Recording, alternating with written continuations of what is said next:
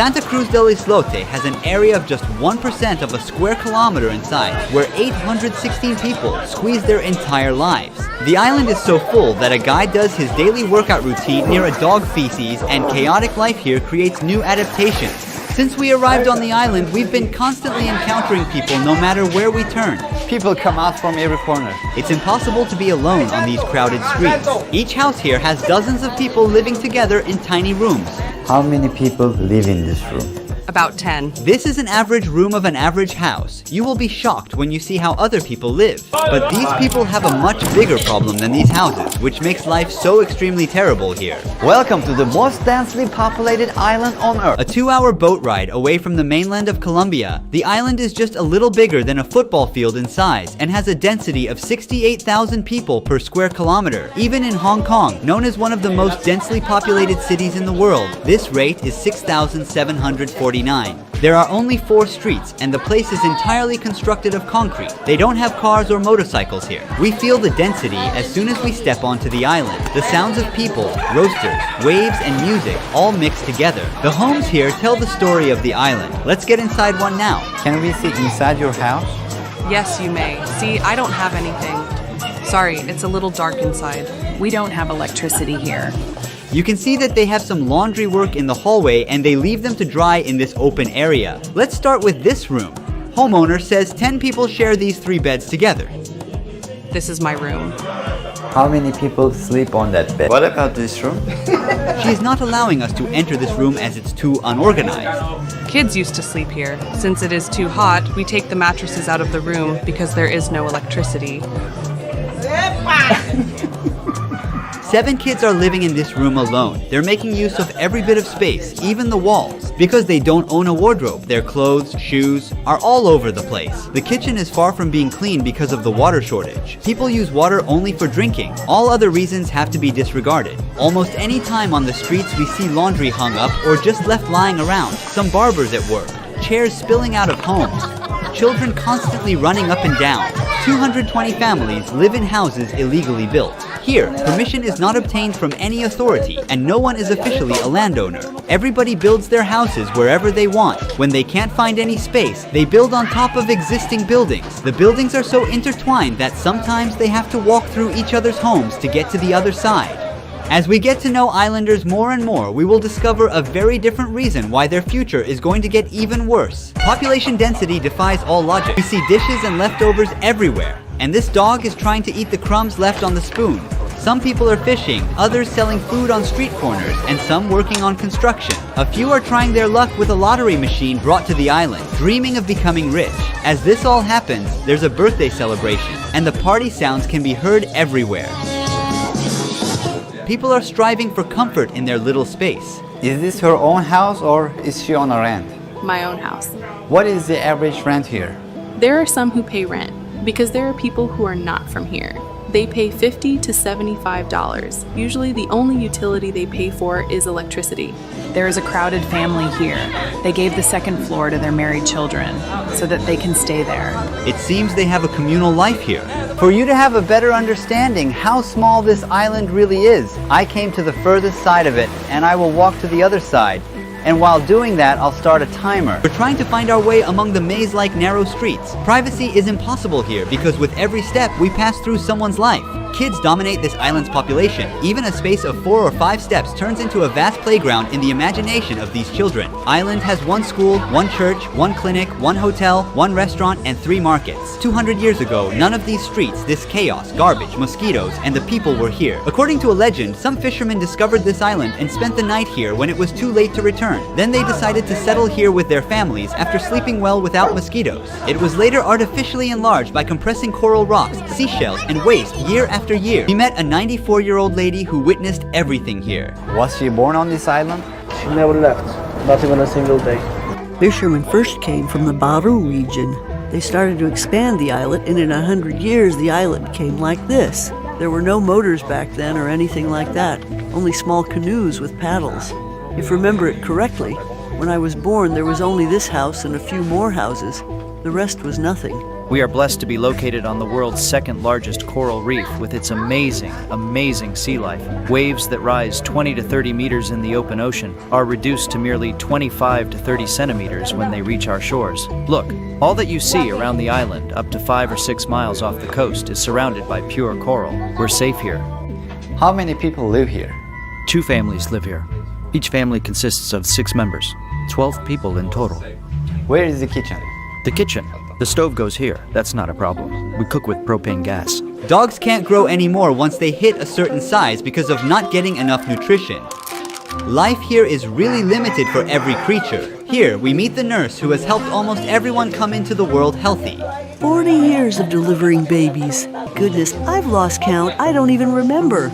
Most of the youth in this town pass through these hands that you see. I delivered almost everyone on this island, and now I'm delivering even their children's children. And I've never had a baby die. Little children with vomiting, a high fever, or diarrhea come to me.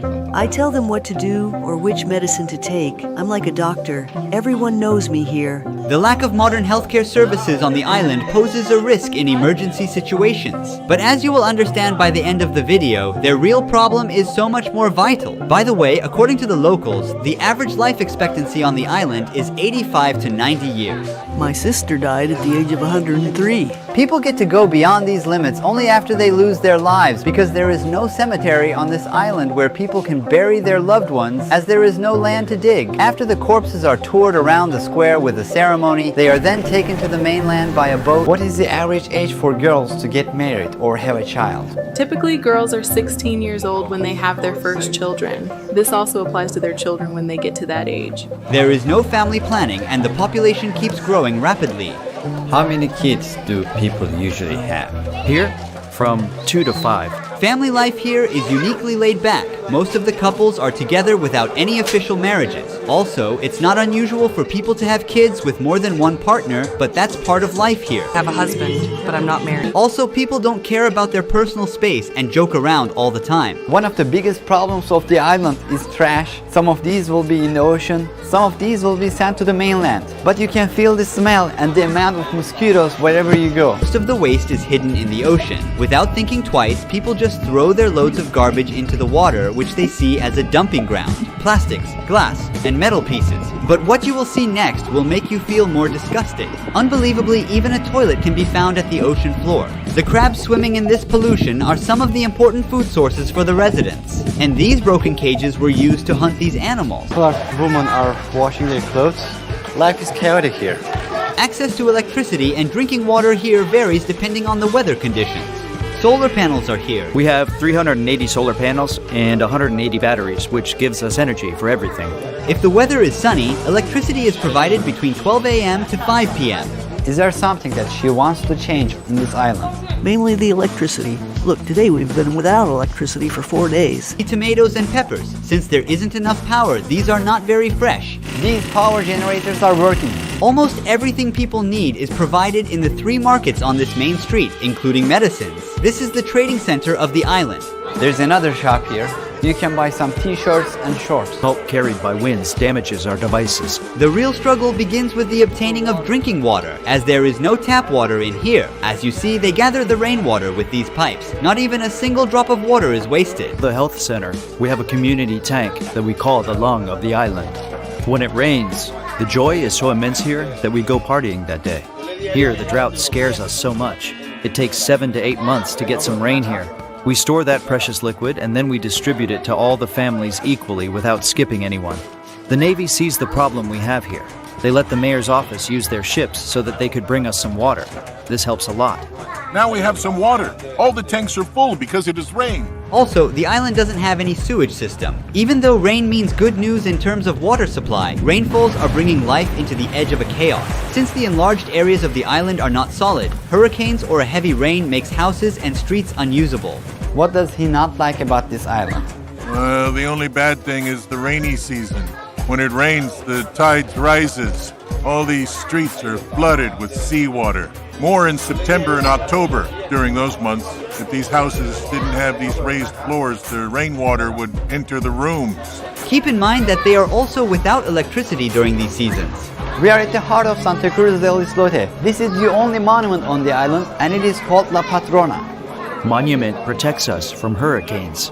We are inside the small church of this settlement. It seems like it needs some repairing. I'm the leader. There are many young kids on this island. What will their future be like? After they finish primary school, they don't go on to further studies. Their parents don't have the means to send them to the mainland. So there are 240 students on this island and 12 teachers.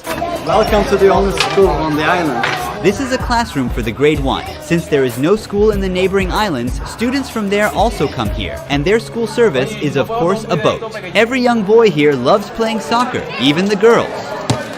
What do you want to become when you grow up? A soccer player. Where do they want to play? Locals are earning their living by tourism. Qualified as a national park, the island charges $2.5 from the tourists for the entrance. With the arrival of these hundreds of tourists every day, a much bigger chaos appears on the streets. For us, tourists are a blessing from God.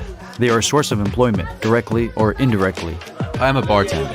What is the average salary or profit for a person here? It depends very much on the season. There is a guy who goes diving. If he's lucky, he can make $30 per day. If there are a few tourists, he can only earn $15. A bartender, depending on the tourism season, after expenses and paying workers, can make $50 per day. This is if they can attract foreigners. Here there is an aquarium built for tourists where locals keep fishes, sea turtles, and even sharks in a very limited space. Famous for allowing tourists to swim with these animals, this place significantly contributes to the local economy. Fishing is very important as well, but the people don't really value what the environment provides for themselves. The islanders now have to import fish because of marine pollution and overfishing. When you go out fishing, you no longer catch the same amount of fish. That is to say, right now, the fish in the restaurants is brought here from the mainland.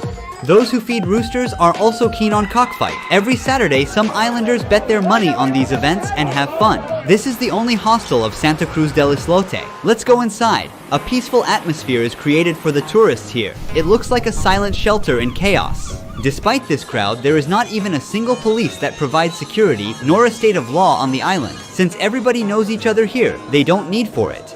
Look, we have 800 people here and we have no police. So you don't see robberies, muggings, or stabbings. We live peacefully here. Our police here are older adults. We respect them so much here. If there is an argument, a misunderstanding, or a fight, the older adults set in and grab us, find out who is right, and then give us advice. Then, we shake hands and keep on being the same brothers and sisters with no hard feelings. Does he have plans to migrate to somewhere else? I'll spend my entire life on this island. I was born and raised right here. I'm going to die right here. In the evening, residents are more active and everywhere is more crowded since the weather cools off. When the sun goes down, the island gets completely dark because there isn't electricity at night. People use candles or flashlights of their mobile phones, which are charged during certain hours to brighten the night. Everyone goes outside of their doorsteps because their houses are very tiny and dark. Besides, there is nothing to do inside of the houses. The darkness never prevents the island's vibrant spirit. There's also a little pub where everyone gathers. Most of the locals drink a lot during the night. We hear Latin music all the time. People are singing and dancing together. Some of them play domino, a very popular game here. And the birthday party is still going on. Some of the garbage from this event is already piled up here. Most of these people, living in isolation from the rest of the world, have never left these boundaries in their entire lives. They have no desire to leave their small world or to strive to improve their living standards with each passing day. The island community has a deep bond to their homeland and they focus on shared happiness and positive values. The biggest problems of Santa Cruz del Islote are the lack of clean water and insufficient cleaning garbage. Island is not in a position to accommodate more people. Despite all the negatives, people are connected to each other like a big family and are happy. Thank you for watching this documentary. Don't forget to subscribe to my YouTube channel. See you in the next one. Ruhi Chenet.